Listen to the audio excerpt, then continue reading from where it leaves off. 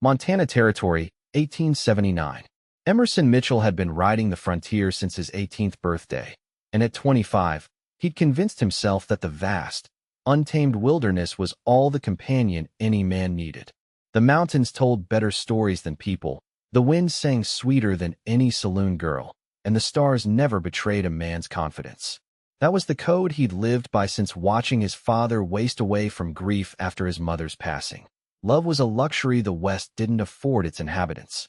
The late September chill cut through his worn leather coat as he guided his chestnut, gelding along the winding trail toward the mining settlement of Silver Creek. 6 years of drifting from ranch to ranch, cattle drive to cattle drive, had left him lean and weathered beyond his years, though his face remained youthful beneath the light stubble and trail dust. His green eyes, sharp as a hawk's, scanned the horizon out of habit more than necessity. "Just a few supplies, and we'll be back on the trail, Rusty," he murmured to his horse as the settlement came into view. "No sense in staying where we ain't needed." That was Emerson's truth. Never stay long enough to be missed. Ranches needed extra hands during calving or drives, then they needed you gone. Towns welcomed your money, but not your permanent residence. The West was for the passing through, not for putting down roots that would only be ripped up by the next drought, winter storm, or Indian raid. As he rode down the muddy main street, Silver Creek appeared like 100 other frontier settlements he'd passed through, a collection of rough-hewn buildings clinging to existence against the backdrop of towering mountains. The general store, saloon, and livery stable formed the trinity of frontier commerce, with a smattering of smaller establishments filling in the gaps. Emerson dismounted at the hitching post outside the general store, patting Rusty's neck before securing the reins. "Won't be long," he promised, though the horse had heard that particular lie before. The bell above the door jangled as he entered, and the familiar scent of coffee, leather, and dry goods greeted him.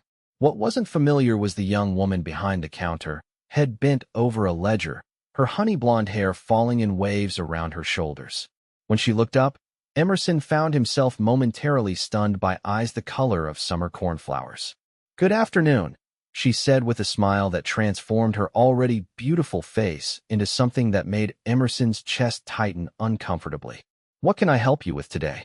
Emerson removed his hat, suddenly aware of the trail dust covering every inch of him. "Just passing through, ma'am. Need some coffee, flour, beans, and maybe some tobacco if you've got it." "We certainly do. I'm Hannah James," she said, setting down her pencil. At 22, she carried herself with a quiet confidence that seemed out of place in the rough-edged settlement. Her simple blue calico dress couldn't hide the grace with which she moved around the store, gathering his requested items. "Emerson Mitchell," he replied, his voice rougher than intended. "You new to Silver Creek? Don't recall seeing you last time I passed through." Hannah's smile dimmed slightly. "My father owned this store. He passed 3 months ago. I've been running it since." "My condolences," Emerson said, feeling the familiar discomfort that came with others' grief. Running a store alone can't be easy out here. The alternative was selling to Caldwell Mining Company, and they've already taken enough from this town. A flash of steel appeared in her eyes, then disappeared just as quickly. "Besides, Silver Creek is home. You understand." But he didn't understand. Home was a concept as foreign to Emerson as fine china or dancing lessons.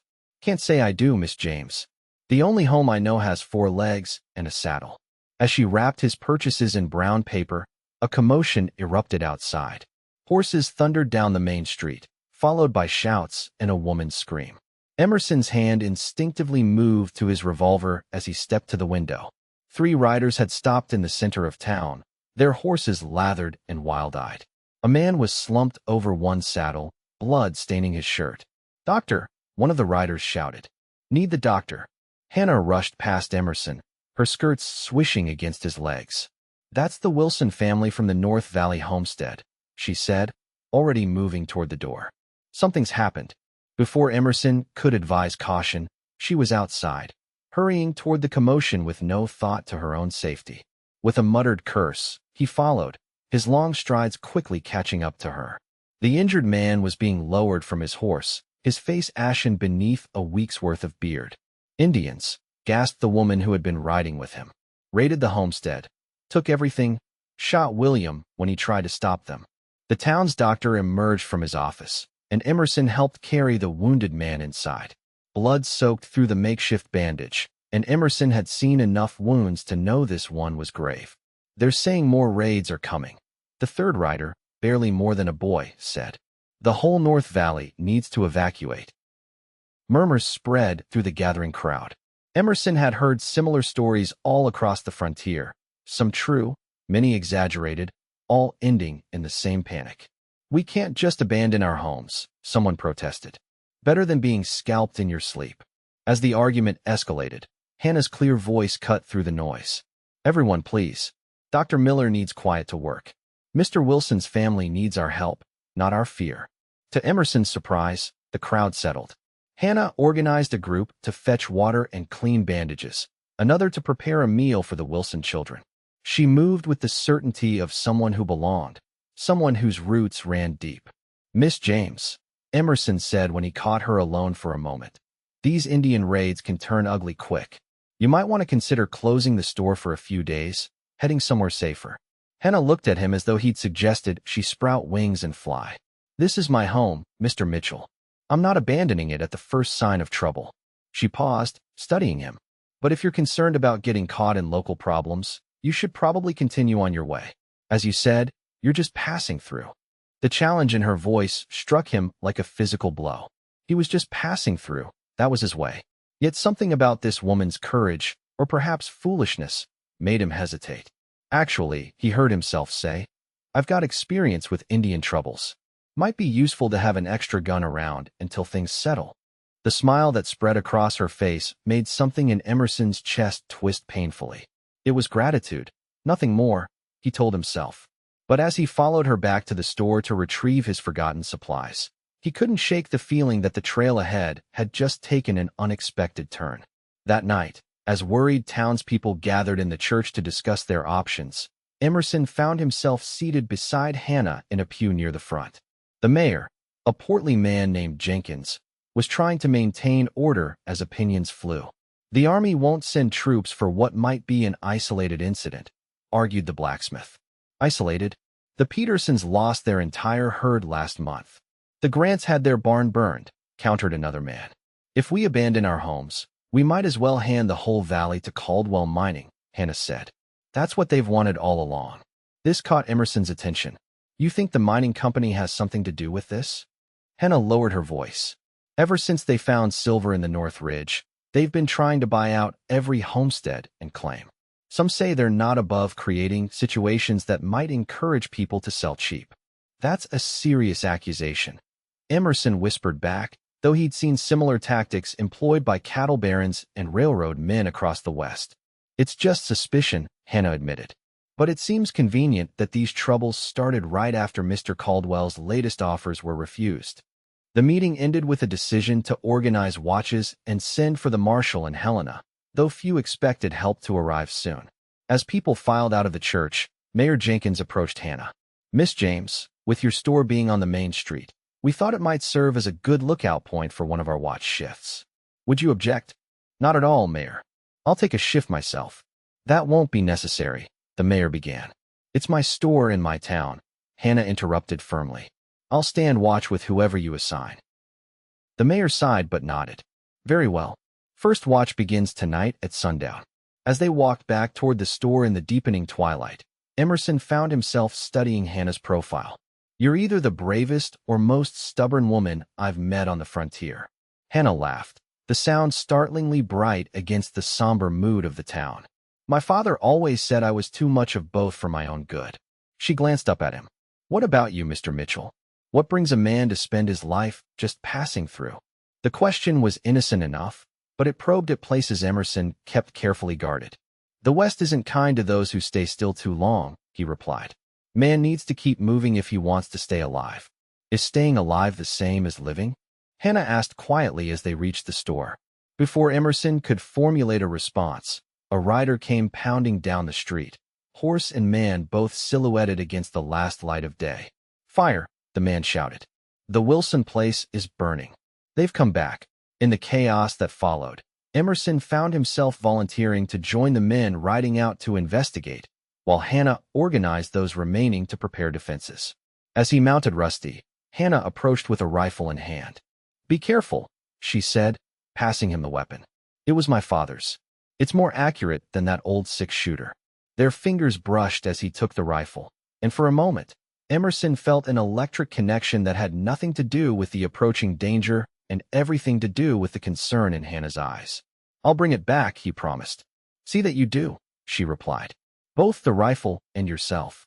As Emerson rode out with the hastily assembled posse, he couldn't help glancing back at the diminishing figure of Hannah James, standing strong and resolute in the doorway of her store. For the first time in years, he found himself hoping to return to a place rather than simply planning his next departure. The Wilson homestead was indeed ablaze when they arrived, the night sky painted orange with flames that consumed the modest cabin. There was no sign of attackers, Indian or otherwise, but the fire had clearly been set deliberately, with multiple points of origin. "Whoever did this wanted to send a message," observed Sheriff Tanner, a grizzled man whose tin star seemed more symbolic than authoritative in the vast territory. Emerson circled the property, his years on the trail having taught him to read sign as well as any scout. What he found troubled him deeply. "Sheriff," he called, crouching near a set of tracks leading away from the barn. "You might want to see this." The tracks told a story different from the one being spread in town. No unshod ponies, no moccasin prints, just the distinct imprints of expensive boots and horses with iron shoes. Not Indian raiders, but white men trying to look like Indian raiders. "Keep this quiet for now," the sheriff muttered after examining the evidence. "If Caldwell's men are behind this, confronting them without proof could make things worse." They returned to Silver Creek well after midnight to find the town on edge, windows glowing with lantern light despite the late hour. Hannah was waiting on the porch of her store, a shawl pulled tight around her shoulders against the autumn chill. "What news?" she asked as Emerson dismounted. He handed back her father's rifle, noticing how her fingers trembled slightly as she took it. "Nothing good. The place is destroyed, but no signs of Indians that I could find." Hannah's eyes widened with understanding. "Then my suspicions might have merit," Emerson finished, glancing around to ensure they weren't overheard. "But without proof, it's dangerous to make accusations." The sheriff organized the night watches, and Emerson found himself assigned to the store alongside Hannah. As the town quieted and others took up positions elsewhere, they sat together on the store's porch, the darkness around them punctuated only by scattered lanterns and the distant howl of coyotes.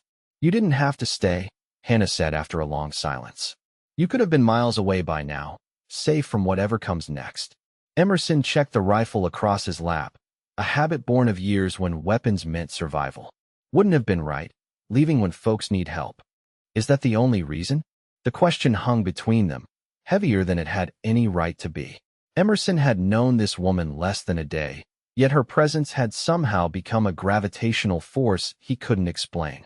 "Reckon I've been running so long. I've forgotten what it's like to stand and fight for something," he admitted. "Maybe it's time I remembered." Hannah's smile was barely visible in the dim light. "My father used to say a man's character is shown not by how far he can go, but by where he chooses to stop. Your father sounds like a wise man." "He was." Hannah pulled her shawl tighter. "After my mother died when I was 12, he raised me alone out here. Taught me everything. How to shoot, how to keep books, how to see the best in people even when times were hard." "Is that what you're doing with me?" Emerson asked, only half joking. "Seeing the best." Hannah turned to face him fully, her eyes reflecting the scattered light from the windows across the street. "I see a man who claims he belongs nowhere yet stopped to help people who are nothing to him. What would you call that, if not the best of someone?" Before Emerson could respond, a flicker of movement at the edge of town caught his attention. He raised a hand for silence, straining his eyes against the darkness. 3 riders moved stealthily between buildings, heading toward the north end of town where the marshal's office stood. "Stay here," he whispered, rising slowly. "Not a chance," Hannah replied, already checking her father's revolver. They moved together through the shadows, Emerson begrudgingly impressed by Hannah's ability to move silently despite her skirts. As they neared the marshal's office, raised voices became audible, the sheriff arguing with someone whose smooth, educated tones marked him as no frontier drifter. "This town needs protection, Sheriff. My men can provide it, for a reasonable consideration." Your protection sounds mighty similar to the trouble we're already facing, Mr. Caldwell. Emerson and Hannah exchanged glances. Victor Caldwell, owner of the mining company, was not a man often seen in Silver Creek despite his growing influence over the region. I'm simply offering a business arrangement, Caldwell continued. In these uncertain times, people need security. My company can ensure it, while also offering fair prices for properties that might otherwise be lost to the troubles. Like the Wilson place? The sheriff asked pointedly. A tense silence followed. Tragic incident, but perhaps illustrative of the dangers faced by isolated homesteads. Emerson felt Hannah tense beside him. He placed a restraining hand on her arm, sensing her desire to confront the man directly. They retreated silently, waiting until they were safely away before speaking. That confirms it, Hannah whispered furiously. They're terrorizing people to steal their land. We need more than overheard conversations for proof, Emerson cautioned. Men like Caldwell have money and connections. They buy judges as easily as they buy land. So we just let him burn people out of their homes. Hannah's indignation was palpable in the darkness. No, Emerson said, an idea forming. We catch him in the act. Over the next 3 days, Silver Creek existed in a state of tense vigilance. Emerson, despite his instincts telling him to move on, found himself increasingly involved in the town's defense. He helped organize patrols, taught inexperienced townsmen basic shooting tactics, and spent hours discussing strategy with Sheriff Tanner. And through it all, Hannah James became his unexpected partner, her determination and courage matching his frontier-born caution and experience. In quiet moments between crises, they shared stories. Emerson's tales of cattle drives and mountain winters, Hannah's memories of growing up in the young settlement as it struggled to become a proper town. My father brought me here when I was just 8. She told him one evening as they shared coffee on the store porch. Said the West needed more than just men with guns and dreams of riches. It needed families, communities, places where people could build something lasting. Sounds like he was building something special, Emerson said, watching how the fading light gilded her honey-blonde hair. He was. That's why I can't let Caldwell destroy it. Hannah's gaze drifted down the street, where neighbors checked on each other and shared what little they had in the face of uncertainty. This isn't just a collection of buildings, Emerson. It's home. That word again, home. A concept Emerson had abandoned years ago after watching his father wither away from grief, teaching him that attachment only led to devastating loss. Yet hearing Hannah speak of it with such conviction made him wonder what he'd been missing in his years of wandering. Their plan came together on the 4th night. Through careful observation and a network of townspeople watching Caldwell's men, they'd identified patterns in the raids. Tonight, according to their intelligence, the Hopkins farm 3 miles south of town would be the target. It's perfect, Sheriff Tanner explained to the small group gathered in the back of the store. Isolated enough that they'll think they're unobserved, but close enough that we can respond quickly. The Hopkins family? Hannah asked, concern evident. Already moved to town, staying with the Millers, the sheriff assured her. Place is empty except for livestock, which Jeb Peterson moved to his north pasture this morning. Emerson studied the crude map spread across the counter. We'll need men here, and here, he indicated. Hidden before sundown. No lanterns, no tobacco. Nothing that might give away our position. And when we catch them in the act? Asked Thomas Green, the blacksmith. We let justice take its course, Sheriff Tanner said firmly. This needs to end legally if we want Caldwell stopped for good. As the men dispersed to prepare, Hannah pulled Emerson aside. I'm coming too. No. His response was immediate and firm. This could turn dangerous fast. It's my town, my fight, she insisted. I can shoot as well as half the men going, and you know it. Emerson had indeed witnessed her marksmanship during practice sessions, but that wasn't the point. This isn't about your abilities, Hannah. These men won't hesitate to kill anyone who gets in their way. All the more reason I should be there, she countered. What happens if they decide to hit the town instead while all our defenders are at the Hopkins place? The argument was logical, but Emerson's resistance wasn't based on logic.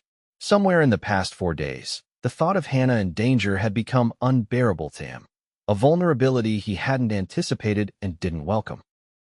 Fine, he conceded reluctantly. But you stay with me, and you follow my lead without question. Agreed. Her smile was triumphant, yet tinged with something softer that made Emerson's heart beat uncomfortably fast.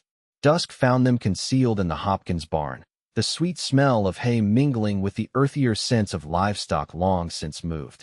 Hannah sat beside Emerson in the shadows of the hayloft, her father's rifle across her lap and her skirts traded for a pair of her father's old trousers, practical attire that had nonetheless caught Emerson off guard when she'd first appeared wearing them. My father believed functionality trumped propriety on the frontier, she'd explained with a hint of defiance. Said a woman couldn't homestead in petticoats. Now they waited in silence as darkness claimed the land, the moon occasionally emerging from behind clouds to cast silver light across the abandoned farmyard. Emerson was acutely aware of Hannah beside him, her shoulder occasionally brushing his when she shifted position. "Tell me about your family," she whispered after nearly an hour of silence. Emerson tensed. "Not much to tell. Both gone now." "That's not what I asked," Hannah persisted gently. "Before they were gone, who were they? Who were you with them?" The questions probed at scars Emerson had thought long healed. "My father was a rancher in Kansas. Mother died of fever when I was 16. Father, he just gave up after that. Sold the ranch, started drinking. Died 2 years later." He paused, surprised by how easily the words came after years of keeping them locked away. "Taught me that loving someone just gives life more weapons to use against you." Hannah was quiet for a long moment. "That's a hard lesson for a young man to learn." "It was the right lesson," Emerson insisted. "The frontier doesn't reward sentimentality. People die out here all the time. Disease, accidents, violence. Getting attached just guarantees heartbreak. And yet here you are, risking your life for a town full of people you barely know." Before Emerson could formulate a response, the distant sound of horses silenced them both. He motioned for Hannah to stay low as he crept to the small window overlooking the yard. For riders approached slowly, their faces obscured by bandanas pulled high. A poor imitation of Indian tactics. "Hurry up," one of them hissed as they dismounted. "Caldwell wants this place in ashes before midnight." "What's the rush?" another complained. "These farmers are too scared to do anything but run. Just get the coal oil and let's get started." Emerson signaled to Hannah, who nodded in understanding. Across the yard, he knew Sheriff Tanner and 3 others were concealed in the house, while the blacksmith and 2 more men waited in the root cellar. They'd let the would-be raiders begin their work before closing the trap. The men moved with practiced efficiency, spreading coal oil along the porch of the house and around the base of the barn. The smell reached Emerson's nostrils, sharp and threatening. When they struck the first match, Sheriff Tanner's voice rang out. "Drop those matches. You're surrounded." What followed was chaos.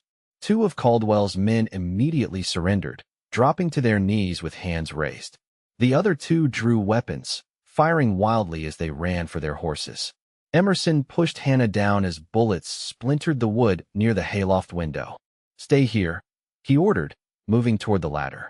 "Emerson, wait." He was already sliding down, hitting the ground as one of the fleeing raiders burst through the barn door. The man fired without hesitation, the bullet grazing Emerson's arm in a line of fire. Emerson returned fire, his shot catching the man in the shoulder and spinning him to the ground.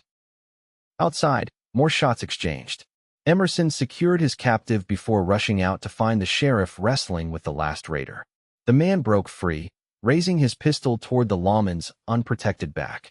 2 shots rang out simultaneously, one from Emerson's revolver, the other from the barn loft where Hannah had taken aim with her father's rifle. The raider crumpled, his unfired weapon falling from lifeless fingers. In the sudden silence, Emerson looked up to see Hannah at the loft window, her face pale but composed. Their eyes locked across the distance, a wordless understanding passing between them. She had saved the sheriff's life, perhaps Emerson's as well, with a shot few trained lawmen could have made under pressure. The aftermath unfolded quickly. The wounded raiders were secured, confessions extracted. A signed letter found on one of them implicated Caldwell directly in the scheme to terrorize landowners. By dawn, the sheriff and several deputized townsmen had ridden to arrest the mining magnate at his headquarters.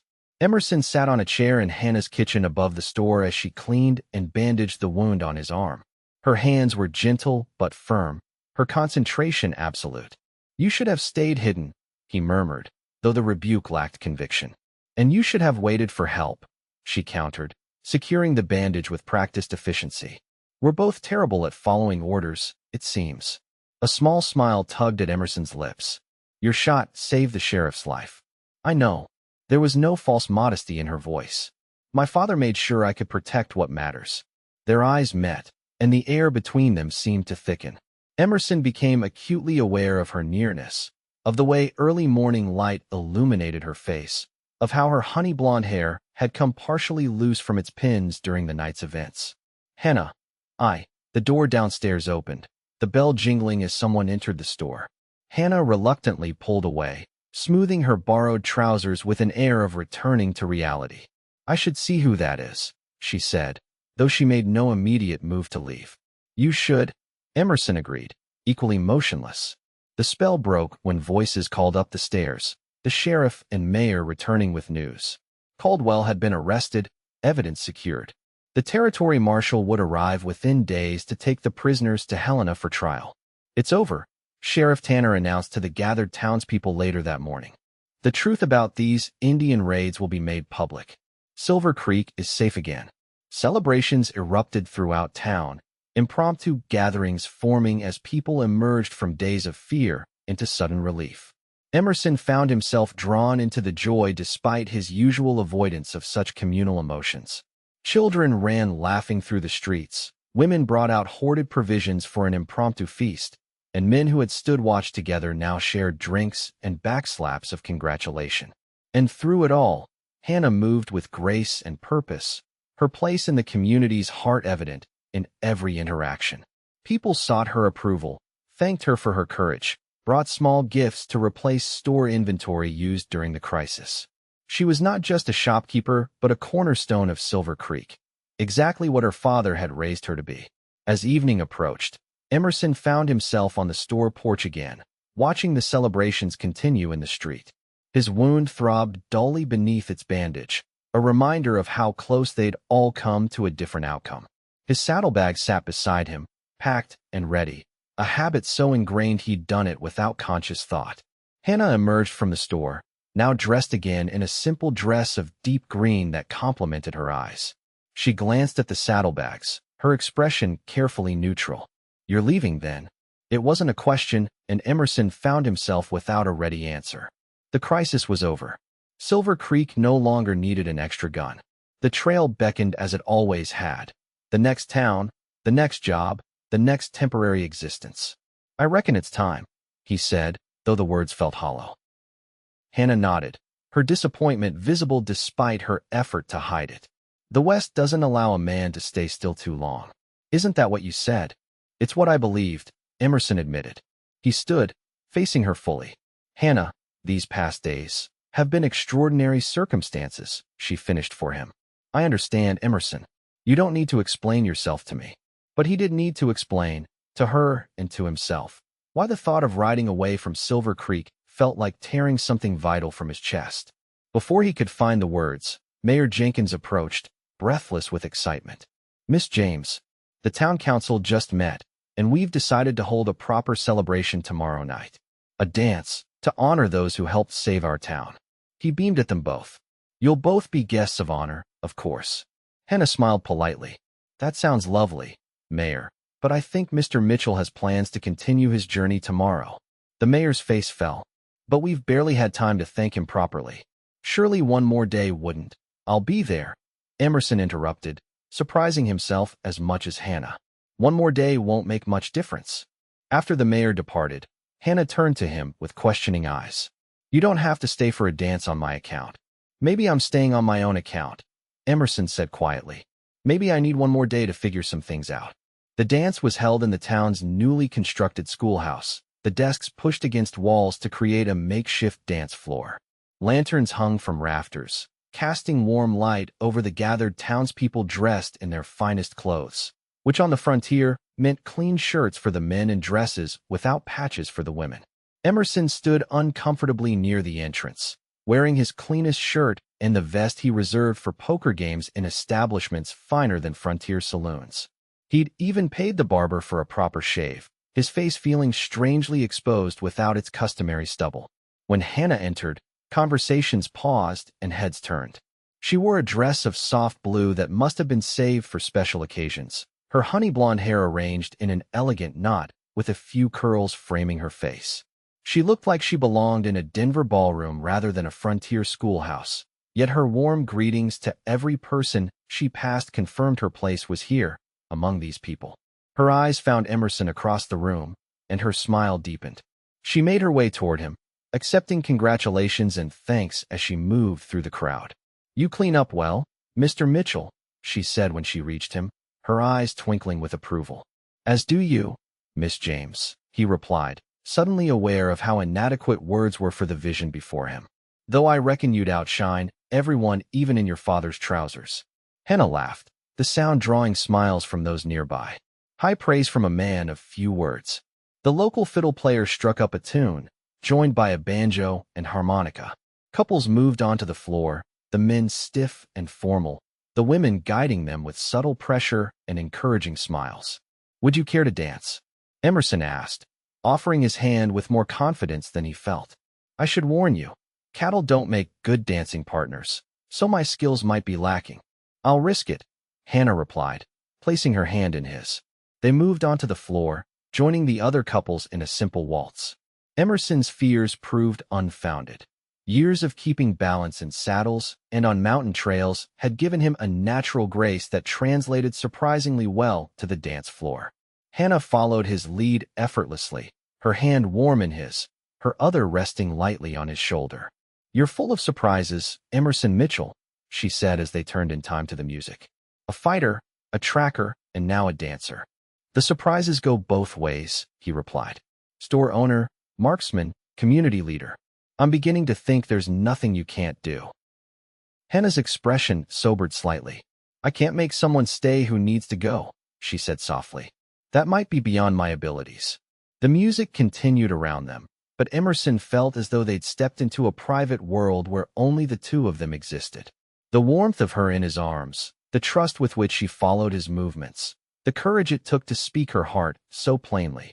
All of it crashed through the carefully constructed barriers he'd built around himself.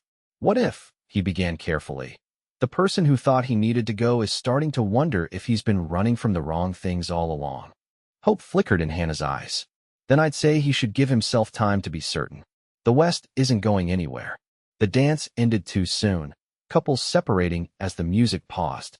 But Emerson kept Hannah's hand in his, reluctant to break the connection between them. The celebration continued late into the night, with food and drink flowing freely, stories of the town's triumph growing more elaborate with each telling. Emerson found himself drawn into conversations, accepted not as a drifter passing through, but as someone who had stood with Silver Creek in its hour of need. When the party finally began to disperse, Emerson offered to walk Hannah home, though her store was barely 100 yards from the schoolhouse. The night was clear and cool, stars scattered like diamond dust across the velvet sky. "Do you ever give them names?" Hannah asked, following his upward gaze. "The stars, I mean." "Not usually," Emerson admitted. "Though there's one." He pointed to a particularly bright star low on the eastern horizon. "I call that one the drifter's light. It's the last star visible at dawn, like it's reluctant to disappear." "I like that," Hannah said softly.